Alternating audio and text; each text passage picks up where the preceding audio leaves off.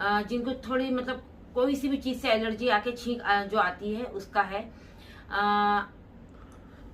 एक कस्ते शीरी ये पंसार की शॉप से मिलेगा। कस्ते शीरी जी, कस्ते शीरी एक छटाक और 10 ग्राम आपको कलौंजी लेना। कलौंजी दाना या नहीं, कलौंजी पाउडर? दाना। कलौंजी आपको ओरिजिनल लेना, इसमें 2 किस्म के आते हैं, तो आप पंसार की शॉप से ही लें तो बेहतर है। सही। क्योंकि ये लोग हकीम रहते हैं, उन लोगों को सब मालूम रहता क्या ओरिजिनल क्या चीज है।